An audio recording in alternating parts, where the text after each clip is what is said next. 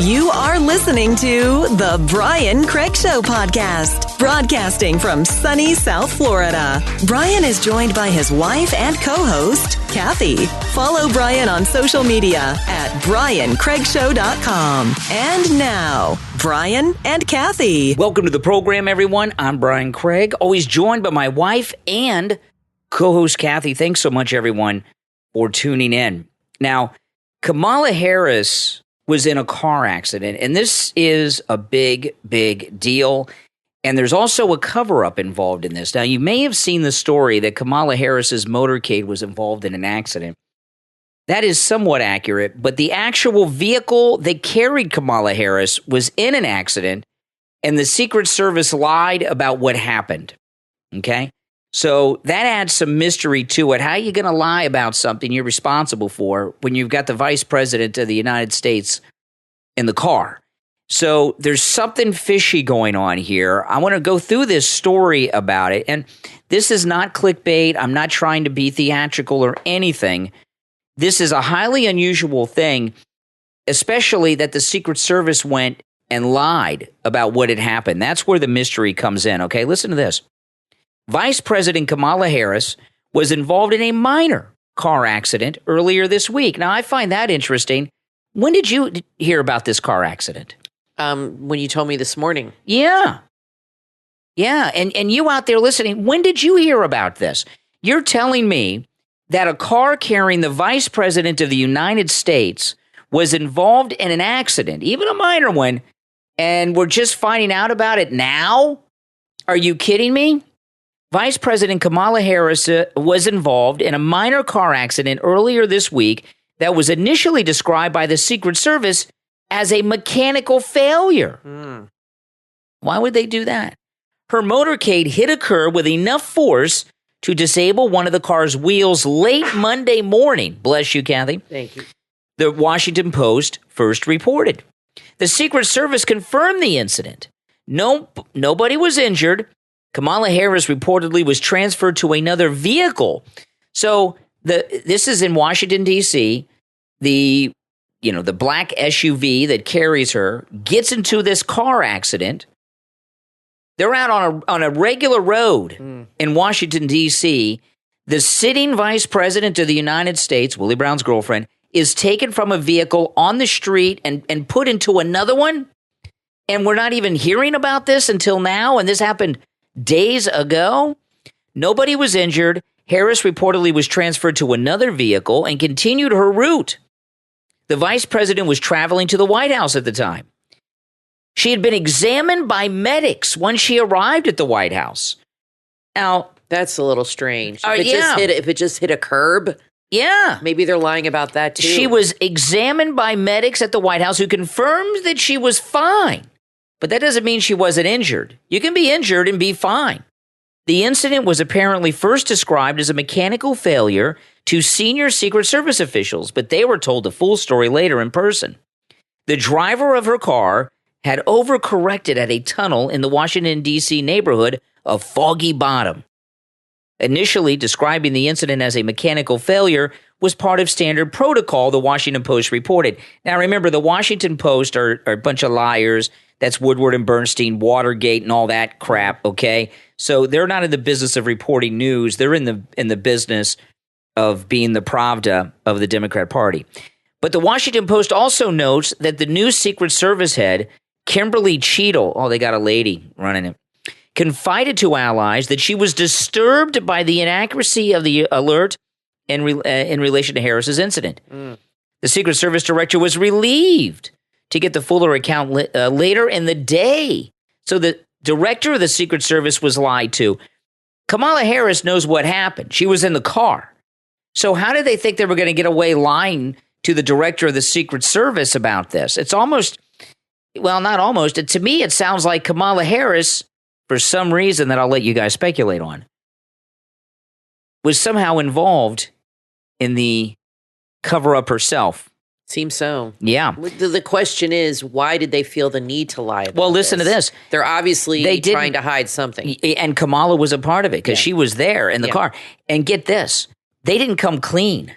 They didn't go and say, they can get back to the White House and say, no. Listen to this. The Secret Service director was relieved to get the fuller account later on in that day based on anonymous witnesses. So an anonymous witness or witnesses went to the director of the Secret Service and said, no, that's not what happened. Something else happened. Well, that would have to be somebody else and a vehicle maybe. Secret Service's spokesperson told the Daily Mail during a protective movement Monday, a vehicle in a motorcade had a minor overcorrection and struck a curb. The protectee, that's Kamala, was transferred to a secondary vehicle. The motorcade continued to its destination, which was the White House. There were no injuries to anyone, yet they felt the need to have the docs check her out. The spokesman explained the description of the mechanical failure was only in the initial radio traffic of the incident and that the Secret Service leaders were later briefed. No. That vehicle carried the Vice President of the United States. That's a big deal. They don't give out false information like that. Initial radio traffic indicated this was a mechanical failure. It was not communicated to agency leadership by personnel supporting the motorcade movement. After the protective movement was completed, leadership was verbally updated. Really? I thought an anonymous source told the director of the Secret Service. A reporter from Yeshiva World posted on TikTok video of the crash on Twitter, calling what it did the car look a strange incident. Was it damaged a lot? We'll see. It shows several black SUVs stopped at the entrance of a tunnel while sirens can be heard in the background, though it's not clear what's going on. The video was shot from too far away to make out any clear details. But we know there was enough damage where the car couldn't continue and to drive. They had to actually. That's right. They had to actually move her out of a car, which is probably a security risk. I don't think that's something they typically do, where they move the person or whatever they call it from one vehicle to another out in the open on the road. I don't think that's part of their protocol. No. And the fact that they were trying to cover it up and that the car was so damaged that it couldn't drive anymore, it tells me that it was more than just jumping up on a car. I mean, I've driven up on a curb before, and I can continue. It might pop off my hubcap. I remember Emily's first car. She had one of those little Fiat. The little Fiat one, and she every time she ran up on a curb accidentally, the hubcap was gone. But she could still drive the car. When I was younger, when I was like 18, 19, I ran my car up on a curb, busted the rim, and busted the tire. Yeah, but you could still drive home. No, I had to change the tire, but the rim was busted. Okay, so it can't happen. I was goofing around and spun out and hit a curb. You must have hit it pretty hard. At a high rate of speed. But, so the driver wasn't being careful or something was going on. These are the same security vehicles that the president travels in. The rims and the tires do not easily get busted on rims. I'm sure they're better than your piece of crap car you had in high school. Yeah, probably. And they hit this curb to do something like that.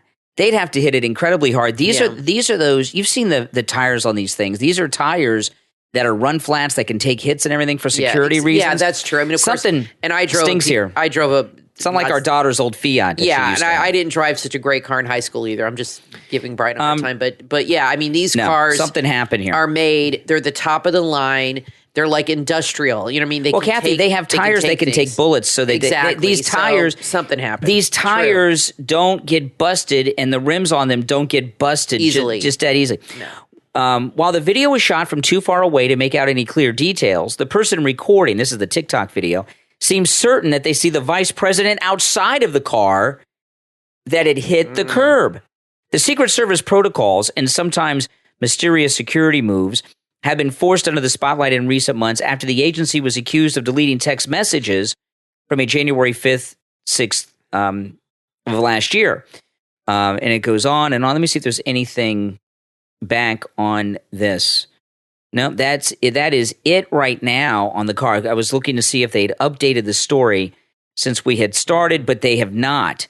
I'm going to let you guys down in the comments let us know what you think. And this is what there's a couple things here that make me say whoa. On top of the fact that they lied about what happened initially. Okay. how could the rim and the tire have busted so easily? Something must have a car that's like really something really happened there, made to withstand, like you said, bullets. Yeah.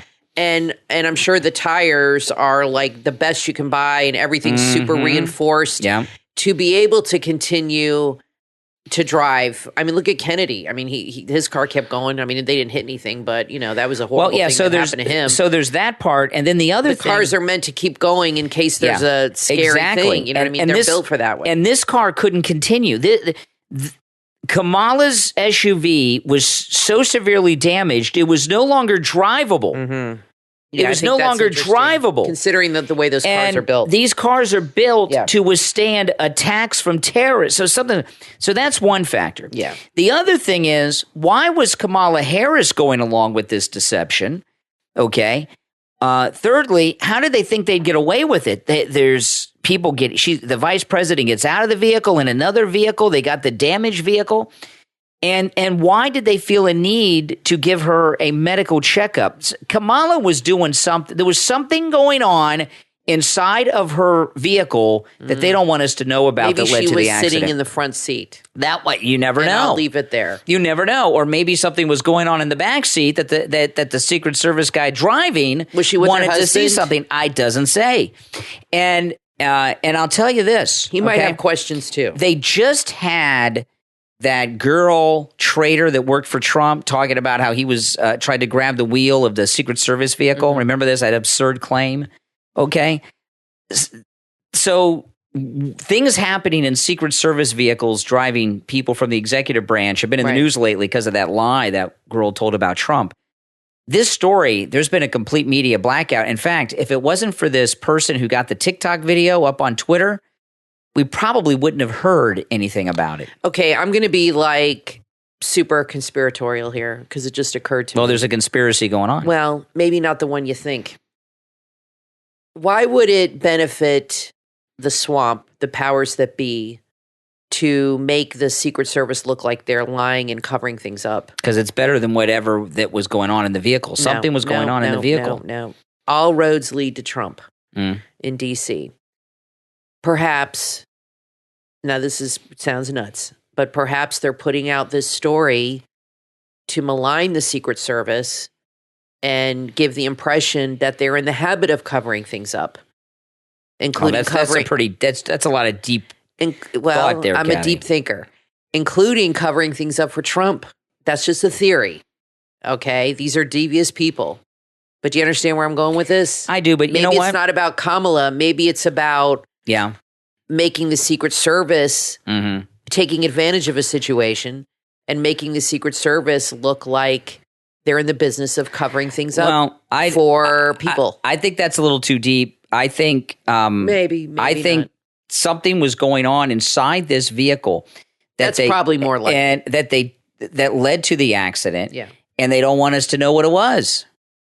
That's all they can. That's all it can be to me. Now, I got to tell you guys, I was just looking over mypillow.com. And, of course, there's so many great deals there when you use our promo code Kane at checkout, Kane.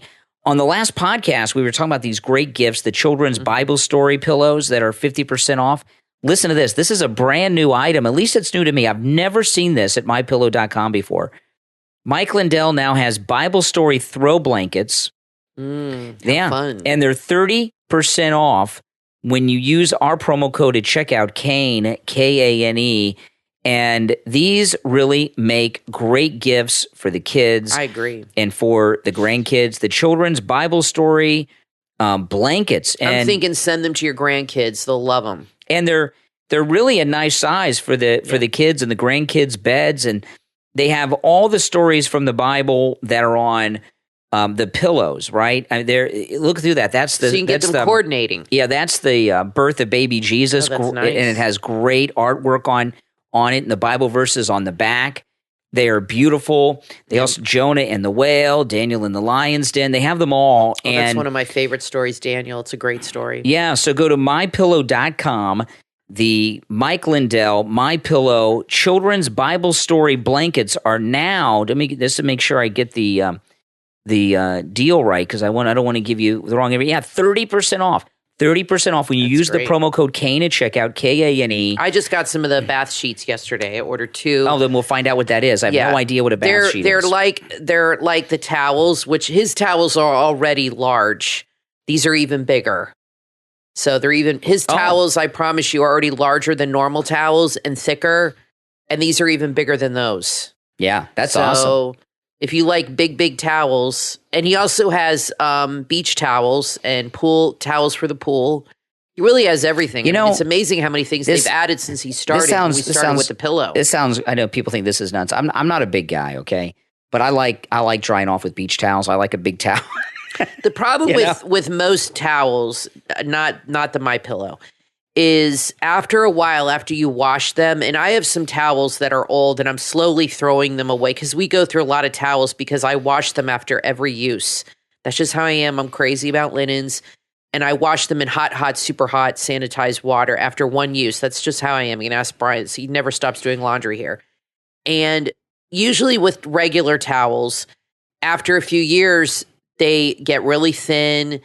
They fade, and you even can see holes in them sometimes.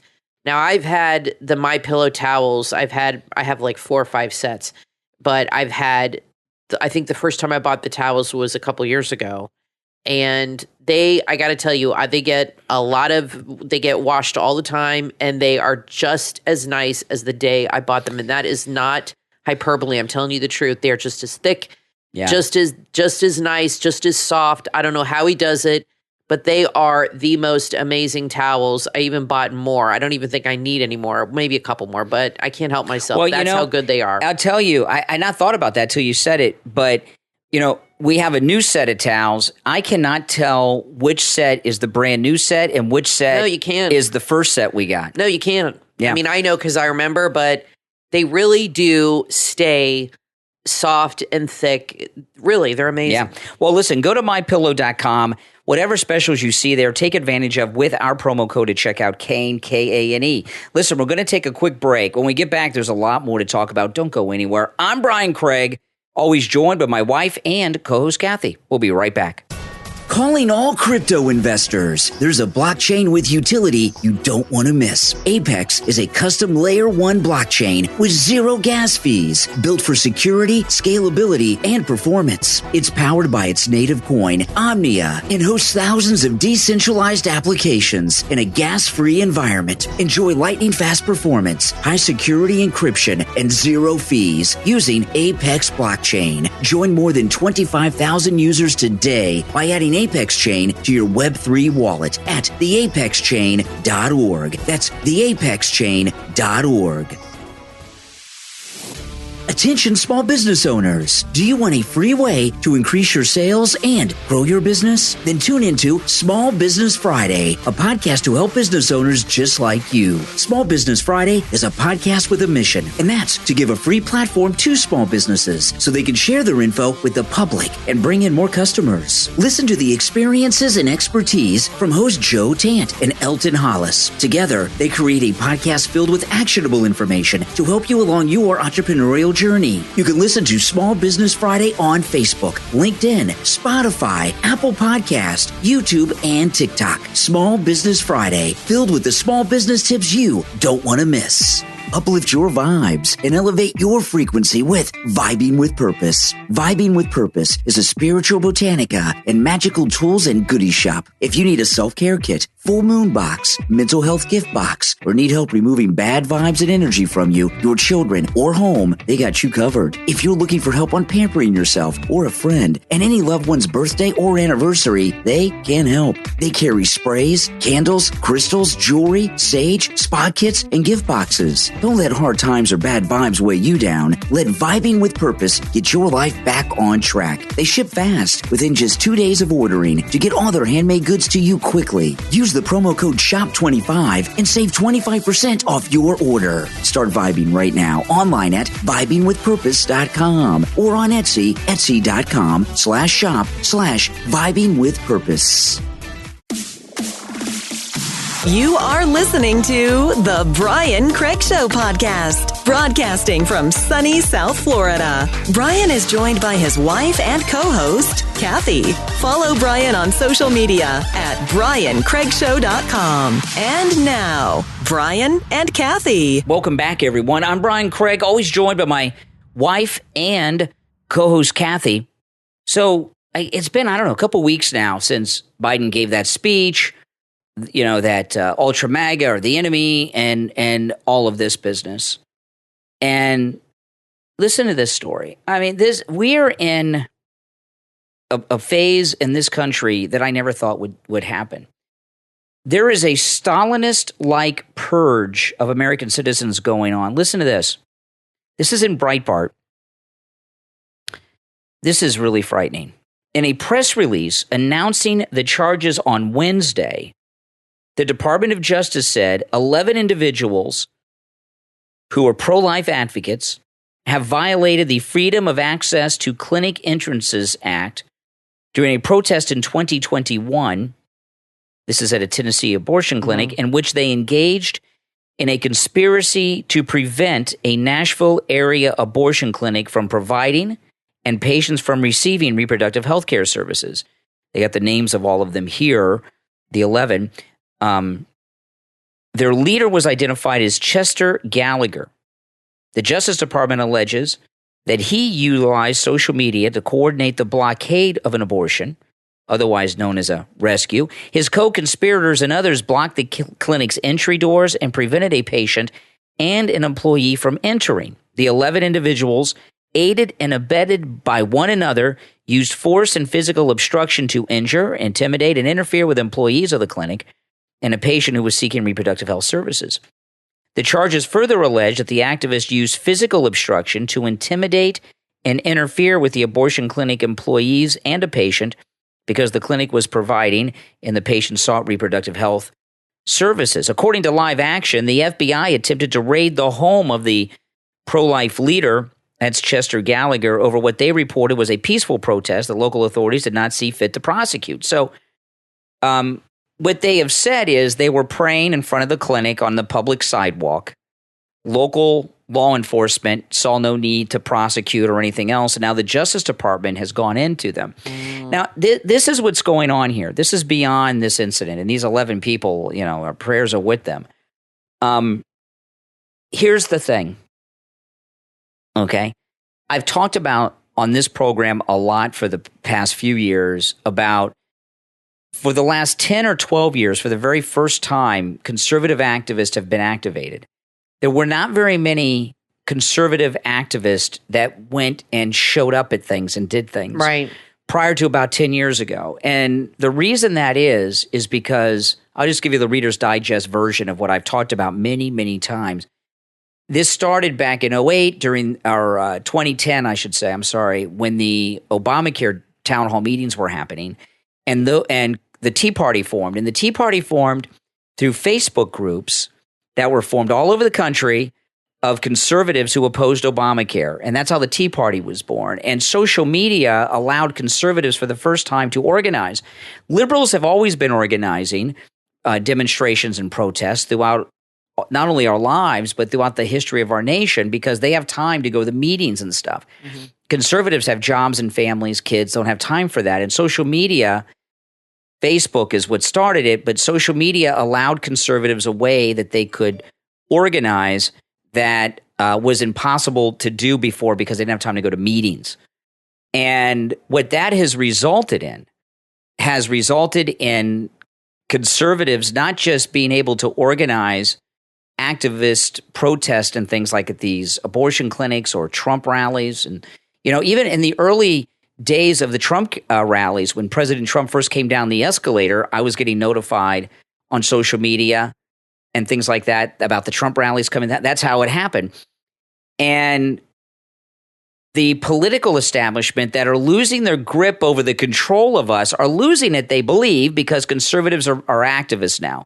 Right? Grassroots people, you guys listening to me, are activists now when you show, like we show up at things, which we didn't do before. So right. So we're now active participants. That's right. In things and in the process, and they can't handle it. Well, yeah. And the reason that they're arresting and prosecuting people like this is because conservative activists are unlike liberal activists in many ways. Liberal activists don't care if they get arrested at a protest. They don't have a job. And if they do, they're a barista at Starbucks. It doesn't matter if they get arrested. Conservatives have to be at work tomorrow. They can't, they can't have a record for the job that they have or to get a future job. Conservatives don't want to they're trying to intimidate conservatives so that conservatives will stop showing up and protesting things. And not just this abortion story. In general, they don't want conservatives to meet on street corners holding up signs, and they want to scare you because of things like this, that this could happen to you. Yeah, no, that's definitely what they're doing. I mean, the Justice Department is, definitely doing things like that and utilizing their powers to intimidate and their political enemies, I think. Absolutely, absolutely. And I know a lot of people will say, that's not going to have any effect. No, it will, because conservatives not just have families and kids, they have car payments, house payments, mortgage payments, rent payments, businesses, and this will have an impact. Listen to this. This is really, really scary, okay? Going back just a little bit, according to Live Action, the FBI attempted to raid the home of Chester Gallagher over what they reported was a peaceful protest that local authorities did not see fit to prosecute. FBI agents arrived with guns drawn at Gallagher's home. Since Gallagher was out of state at the time, the agents also attempted to gain information on his whereabouts from neighbors. They demanded his whereabouts from his family. The defendants, these 11 pro-life protesters, standing on a sidewalk in front of an abortion clinic praying, they didn't hurt anybody. They could face up to 11 years in prison each. If convicted of the offenses, the 7 defendants each face up to 11 years in prison, 3 years of supervised release, fines up to $350,000. That's 7. The remaining 5 defendants face a year in prison, 1 year of supervised release, and a fine up to $10,000.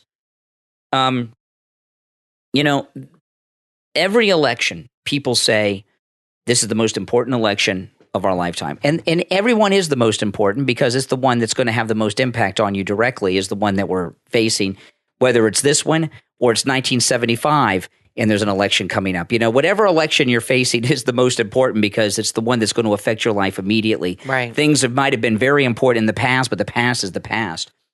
This country is in a major transition right now. And this is what's happened. And it's really an amazing thing that none of the political analysts on TV talk about, because these analysts on TV are all in bed with one of the 2 major political parties. The Democrat Party, as we know it, is no more. Okay? It is on the verge of collapse. It is only held together because they've got the media on their side. They're falling apart. They don't have very many activist groups or organizations. In fact, the only activist organizations that they currently have are fringe people like AOC and Tlaib. For example, I'll give you this is a perfect example. The Supreme Court overturning Roe v. Wade. That's a big historic decision. In fact, the overturning of Roe v. Wade after the desegregation of the public schools is probably the biggest Supreme Court decision of my lifetime. Segregation was overturned before I was born, right? Mm-hmm. That's a big one. There was very little liberal protest against that because the Democrat Party has fallen out of such favor. They really don't have activists anymore. And the Conservative Party, which is led by Donald Trump, the MAGA Republicans, but that's the Republican Party, now is the party where the activists are, no longer the Democrat Party. That's a major reversal. And the Democrat Party is about to no longer exist. It's going to become the Democrat Socialist Party. I want to say the Republican Party is going to no longer exist. Well, not the one we know of. I mean, Trump. It's going to be Republican in name only, in a different sense. Not in the sense we know of now, but in the sense that it's really going to be the Trump Party, the MAGA Republican Party. MAGA Republican Party. But it still has the old name, but it's really being reshaped. That's right. Reformed in Trump's image, and I'm just excited for the elections coming up, and it's like a month away, less than a month away now. When is it? November 6th or 7th or something? The first Tuesday of the month. Very exciting. And Brian and I always vote on election day. It's like a fun thing we do. And we go with our daughter, and she still needs to change her registration. Well, she can vote for any party in this one. I know, but she did want to change it. But anyway. Our daughter's a registered independent. She wants to change it to Republican. So we'll have to figure out. I don't even know how to do that. I've been a registered Republican since I was 18. I'll take her to do it. Take her to do it. But I'm excited for the change, and I think you're right. I think they're very, very nervous. I wanted to talk about, if it's okay. No, it's not, Kathy. This thing that happened on The View. Yeah. Anna Navarro is no conservative. She's a conservative in sheep's wool, whatever, wolf in sheep's clothing, and she's a B word on top of it all.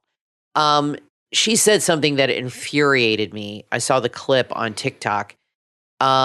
She said that they're into this thing calling, I've seen a couple people do this. They call Biden Big Daddy Biden now. I've never heard that. Yeah, I've seen Big a couple Daddy? people say it now, Big Daddy Biden. I've Really? seen a couple people say it now on TikTok. It's a new thing. He's probably started that. That's what he likes people to call him.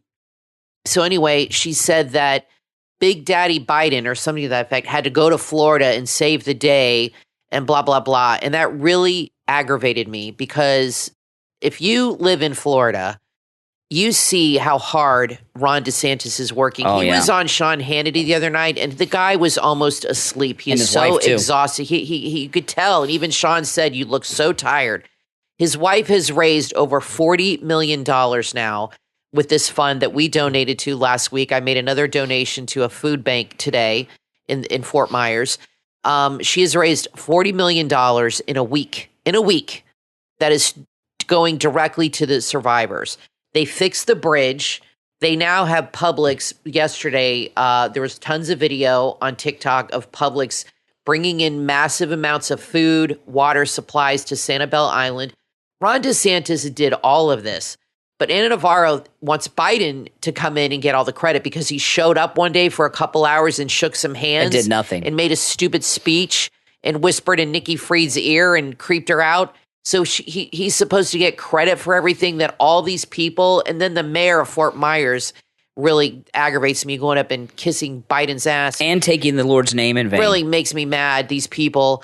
Ron DeSantis is absolutely killing himself to try to help these people. I mean, it's amazing what they've accomplished in a little over a week, in 2 weeks or whatever in that area. It's really incredible. They have their power back now.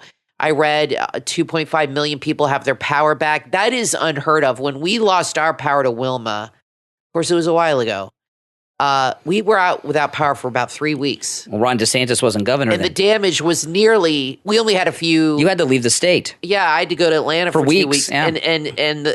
We only had a few downed trees. That was it.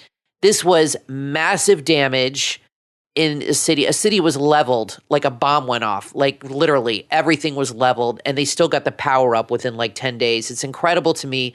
And Anna Navarro thinks Biden is the big hero because he showed up and shook hands and smiled with his stupid sunglasses on.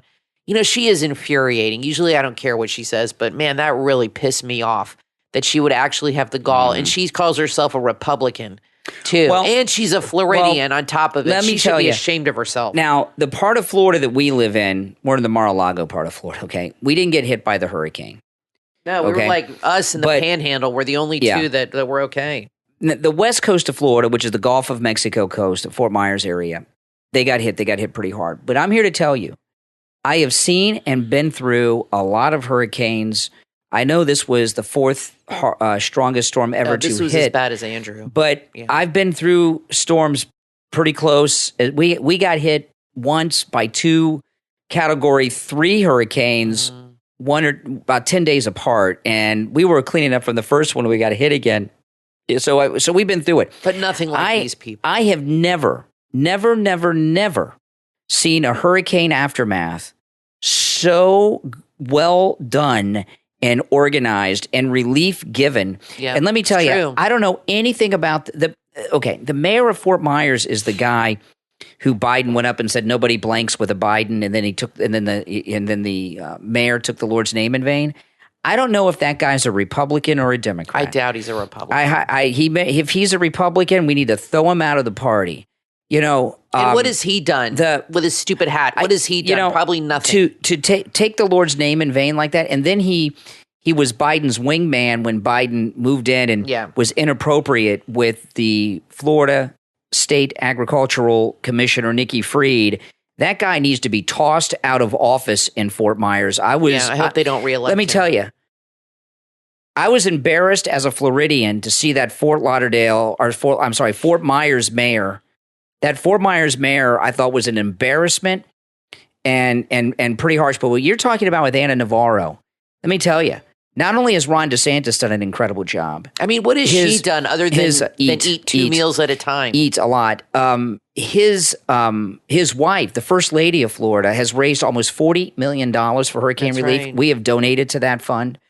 And what they've done is amazing. Biden did nothing but fly in and take a photo op. He did nothing. Nothing. And when she says something like that, it really, instead of, this is why I don't like liberals, and she's a liberal. They politicize everything. She calls herself a conservative. She should be praising Ron DeSantis. He's not Trump at all. I've never heard her once praise any conservative, ever. Not once. She is a liberal. She's a liar. Yeah. And she should be praising him, regardless of her party affiliations. And she should be saying he's doing a great job. The guy, you can tell he hasn't slept in a week. Mm-hmm. He's really killing himself. He's down there. He's helping these people. He's getting food in, water in. I mean, this stuff, when it happened in Louisiana with Katrina, took months. He got a bridge fixed in 3 days. Now, I know the Army did it, but he organized it. He had them down there the next day looking at this bridge. He had people in there on boats, planes, getting the people off this island that were trapped. I mean, amazing. It was amazing what he did. And it takes away from all the people how much they've done to sit there and give Biden all the credit for doing jack squat. Yeah, exactly. Now, those of you that are Patreon supporters, up on our Patreon page right now, it was just posted up there today, Kathy did a special podcast episode exclusive to Patreon supporters with our daughter, Emily. And I've not yet heard the podcast. It's up on the Patreon page, and it went up there early this afternoon, and I've not had a chance to listen to it yet. So I don't even know what you guys talked about, okay? I have no idea what you guys talked about. Well, you'll have to listen to find out. No, I'll listen today. Believe me, I want to know what you guys were talking about. We weren't talking about you. In fact, when you guys recorded the podcast, you had me go in the other room. That's true. So I could. They wouldn't even let me hear it. We talked about her experience in California and something that very interesting that happened to her. And that you talked about. I have to say, I think Emily's experiences in California have definitely pushed her more to the right. She's a very smart person, and we're very proud of her. And she's a very analytical thinker, unlike myself. And she sees things very maturely, and she came home and was very shocked at the way things are run out there. So if you're a Patreon supporter, you can go to our Patreon page right now, listen to that exclusive podcast episode, and if you'd like to hear it, you can become a Patreon supporter. There is a link in the description of this episode, or you can go to my website, briancraigshow.com, and find a link there to our Patreon page. And there's other exclusive content that we put up there too for Patreon supporters, but that's a good one. And that podcast will not be available anywhere else other than Patreon. And our top Patreon supporters get a live on-air thank you shout out on each and every podcast episode. So the names you will hear now are our top Patreon supporters. I want to thank Andrew and Connie, Christine, Gary, ETW, Chuck, D, Pamela, Rick, Nick, Wesley, Macho, and Rome, Wisconsin. These are our top Patreon supporters. Thank you all for your support. We're going to take a quick break, and this is actually the last break of the program, and we'll be right back. Did you know that every time you use the internet, all the data on your device is accessible to hackers and identity thieves? But you can protect your data and your privacy with VPN Area. Online at VPNarea.com. Without a VPN, all your online data flows naked and it's vulnerable on the internet. It takes a couple minutes for anyone on a public Wi-Fi network to intercept your data, and its well-known internet providers retain your browsing history for months, even longer. VPN Area protects your internet connection connection with an unbreakable military-grade encryption VPN tunnel to ensure your data and your browsing history remain private. And if you don't love it, you can have your money back. That's right. They offer a 30-day money-back satisfaction guarantee. VPN Area have unbeatable prices too, and it's easy to use. Protect your internet data and privacy and access your favorite sites and platforms from abroad. VPNarea.com. That's VPNarea.com.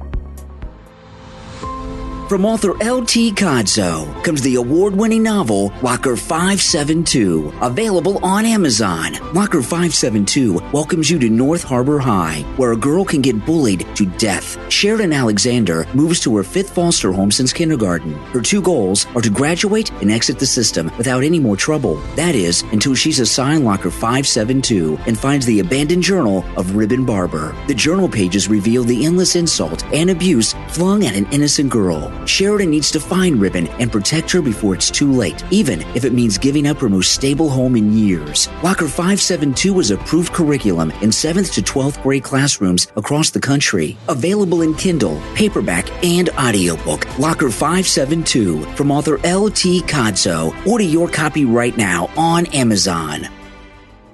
There's a podcast that you will want to add to your playlist. Dr. Sean Hall on SoundCloud. Dr. Sean Hall is a medical doctor, researcher, healthcare leader, innovator, medical policy advocate, certified futurist, and he's on the Forbes Business Council. Dr. Hall loves helping other people. He discusses health policy as well as research to help patients who have unmet needs and believes we need leadership and change in healthcare. He's uniquely passionate about leadership, change, healthcare, health policy, mental health, biotechnology, drug discoveries, and pain management, and he shares his expertise with you on his podcast. Dr. Sean Hall covers more than just science. He also discusses important topics in the business world. Each episode is under 5 minutes, and packed full of valuable information you can use. The more you know, the better your life will be. It is important to have someone in your corner that can give you great insight and direction. Dr. Sean Hall's podcast is interesting, intelligent, and thought-provoking. Check it out today on SoundCloud, soundcloud.com/Dr. Sean Hall. That's soundcloud.com/Dr. Sean Hall.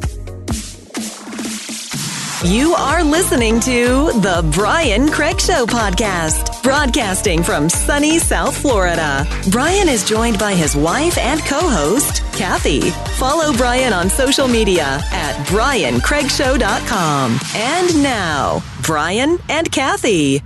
Hey guys, welcome back. I'm Brian Craig, always joined by my wife and co-host Kathy. You're listening to The Brian Craig Show podcast. Make sure you follow and subscribe on whatever platform you're listening to us on. I just saw this story today. Liz Cheney is going to Arizona. Now, President Trump has 2 rallies this weekend. He has one Saturday night and one on Sunday night. Saturday night is Nevada. Sunday night is Arizona. Okay, Carrie Lake, listen to this. He's amping things up. Liz Cheney is going to Arizona to campaign against the Republicans. So I'm not going to read the details of it. I'll just tell you what I think about it. Okay. Liz Cheney and her family are involved in war crimes, right? The lie of the weapons of mass destruction. God knows what else Dick Cheney's involved. Remember, Dick Cheney shot his friend in the face. Huh? They said it was a hunting accident. Yeah. Can you imagine? You wonder. Exactly. And he got away with it. Another Alec Baldwin. Liz Cheney, I support conservative principles, blah, blah, blah. If okay, there are a lot of people that used to be Democrats. Ronald Reagan, President Trump, Carrie Lake. Carrie Lake voted for Obama. Okay? I was a Democrat when I was young. You grow up, you mature. I've never voted for a Democrat. I voted for one. On the record here. And by the way, I have that was for a governor's race. I have never voted for a Democrat for president. The first time that I could vote for president, I voted for Ross Perot, which was stupid. I was a kid. I didn't realize, but HW, creep, we found out. You know what? I did vote for a Democrat once. Who? E. Clay Shaw. No, he was a Republican. Oh, okay, never mind. E. Clay Shaw was a Republican. Are you sure? Oh, yeah. I thought he was a Democrat. I knew E. Clay Shaw. Absolutely. Oh, well, that I never did. Remember I was in that play with E. Clay Shaw when we first met, when we were dating? I remember I was in a play with E. Clay Shaw. That's right. He was a member of Congress. He was great. Yeah. All right, never mind. Then I never voted for him. Yeah, no, and I'll tell you who it was. I did not vote for Jeb Bush the first time he ran for governor. Who was his opponent? Buddy McKay. Oh, yeah, I remember Buddy McKay. I voted for Buddy McKay. Why? Well, I guess I knew before anyone that Sleepy Jeb was not the guy. No, that's not so bad. But that was the only time, and that was in 1998, people, okay? I was 27 years old. But Carrie Lake voted for Obama in 08. People, there's a natural progression. There are a lot of people like President Trump and Ronald Reagan who are Democrats, and then as they grow up, they become Republicans. It's a natural state of maturing because if you're a Democrat, you just don't understand what's going on. No. There were a lot of things that happened to me, but the main thing is this was when Kathy and I were first married. And by the way, my family were all Democrats. My grandfather was a union guy. Everyone was a Democrat. That's not the case now. But it was then growing up. We have Except my brother, that's it.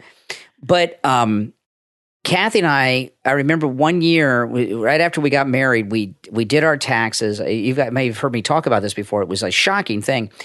It was the very first time in my life, which tells you, this tells you I married up with Kathy. Mm-hmm. We did our taxes. In more way than one. Yeah. We did our taxes, and it said, and I never had this happen before in my life, that I owed money.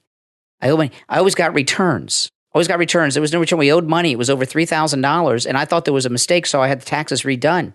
And no, owed money. That was it for me. I realized to wake up to the reality. I was red pilled right there, baby. And it was more complex than that, but that was a large part of it. I realized. But I will say too, when we first got married and you were on the radio, how much of what you talked about was political? As compared to now. You've been on the radio 30 years. You were in your 20s when we first met, but you've been on the radio since you were 19, so over 30 years.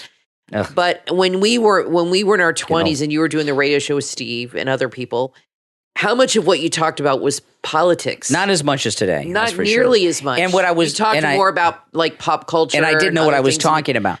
But this is what different this is what happens. There's a natural level of growth that takes you from being a Democrat to a Republican, and I know that many people in this audience will say, "I have always been a Republican." Well, President Trump wasn't always a Republican. Well, that's what I just said. Carrie Lake wasn't always a Republican. So what does that mean? But it's part of growing up and maturing, right? Yeah. For someone, I guess I've always been mature. Let me tell you. I could meet the nicest person running for office that's a Democrat. Yeah. I would never vote for them or advocate for them. If Liz Cheney's out there campaigning for two Democrats in Arizona, who knows what else she's doing elsewhere, right? If you are saying vote for a Democrat, how can you be a conservative? So she's campaigning for Democrats. She is going to Arizona. She is pathetic. To in-person campaign for Democrats. That means pathetic. Everything she said her whole life has been a lie. You are advocating for abortion on demand. You are advocating for higher taxes, and you are saying vote for somebody that's going to bring us the Green New Deal and favor climate change. It's a total polar rejection, opposite of everything you've ever said you've stood for. She has no convictions. You cannot go. You cannot go as an honest person from a Republican, from a conservative to a liberal Democrat. You can mature and go from being a Democrat to a Republican, but the other way just doesn't work. It's not even believable. Well, she could at least be like Charlie Crist and become a Democrat on paper, but she still considers herself a Republican. But she came out, she's really pathetic, saying how dangerous Carrie Lake and all these people are. And, well, she had zero effect on Trump. He's going to announce he's running very soon, I'm sure, after the election. And she will have zero effect on this. She will go into obscurity, just like all the other politicians. Once they're out of office, you never hear from them. And I'll tell you this, okay? This thing with Liz Cheney. See, I got Liz Cheney all figured out, okay? And I know that's more complex than this, but I'll just give you the gist of what her beef is, okay?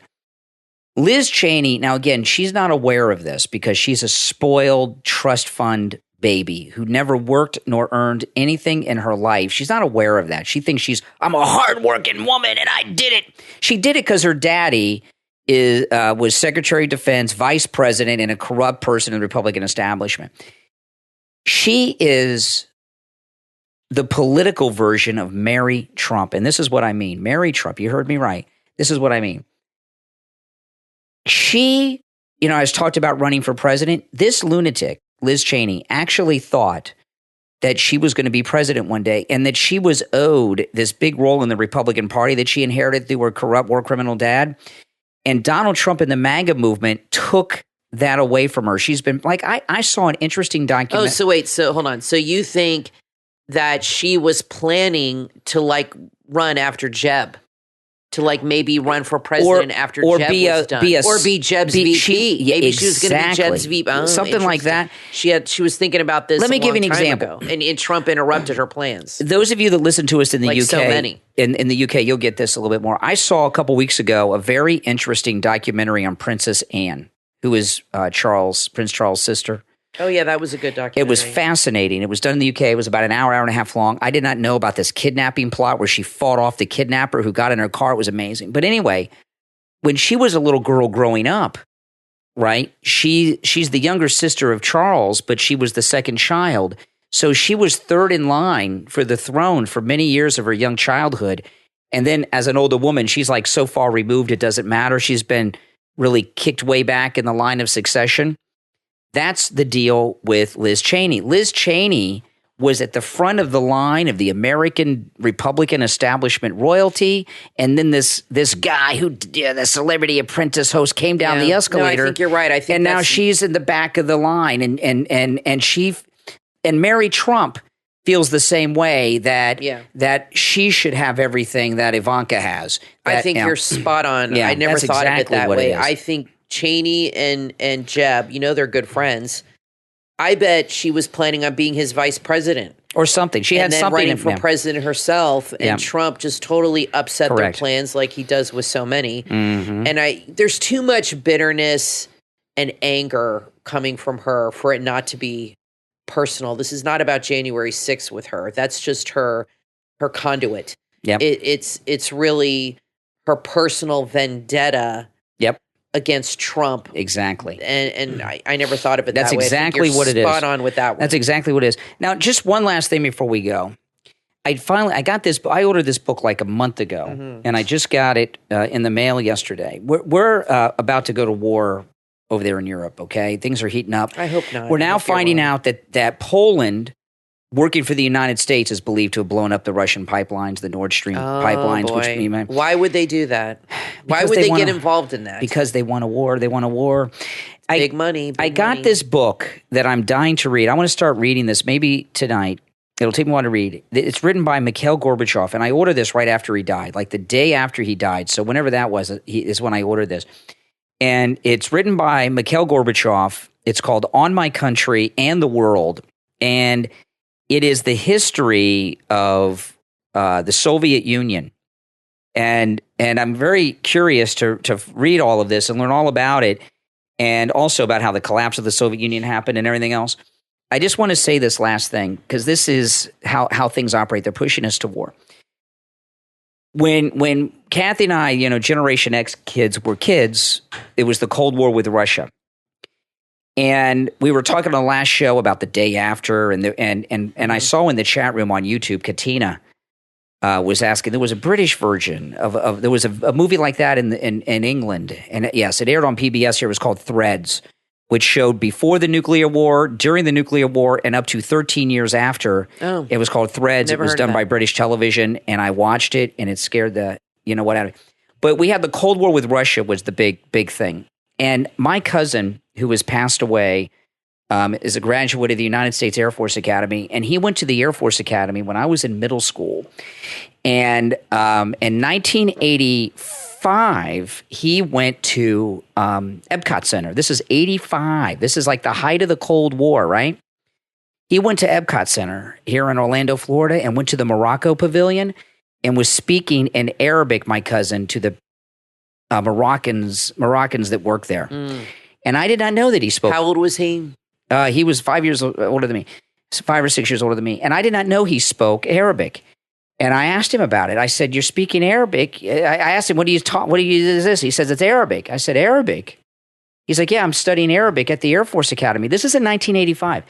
And I said, "Well, why aren't you learning Russian, right? Russian, because the Russians are the bad guys." I was 14, right? And he says, no. They want us to learn Arabic now. That's where the future threats are in the Muslim world. And I'm thinking in 1985, wow. And he was a fighter pilot in the Air Force. Why are they teaching fighter pilots at the Air Force Academy Arabic in 1985 when Red Dawn and Iron Eagle, where the Russians are the bad guys?